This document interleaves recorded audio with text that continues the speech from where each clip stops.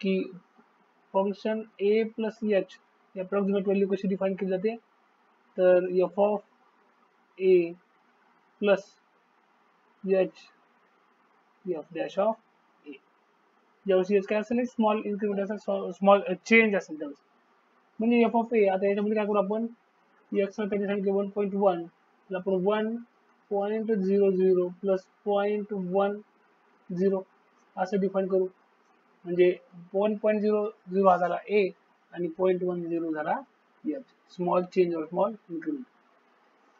तर आता सगळ्यात अगोदर काय करू आपण, एफ ऑफ ए काढून घेऊ. F of a that is 1. F of 1 किती आहे माझ्याकडे आहे 1 प्लस 5, कारण एक्स क्यूब म्हणजे 1च होणार आहे आणि एक्स स्क्वेअर म्हणजे 1च असणार आहे.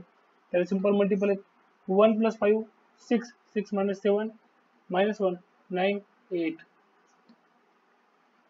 एफ डॅश ऑफ 1 काढायचा आहे.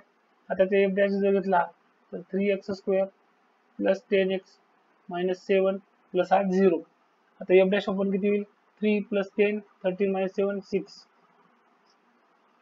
मग f of A plus h, तर व्हॅल्यू पुट करू आपण. F of 1.1 is equals to approximate value f of a that is 1 plus h, h ची व्हॅल्यू किती माझ्याकडे 0.01 sorry 0.1 into f dash of 1 is equals to काय होईल, F of 1 किती आला होता माझ्याकडे, एफ ऑफ 1 होता माझ्याकडे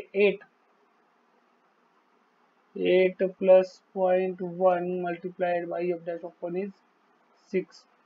So answer into 8 plus 0.6 which is 8.6, option A.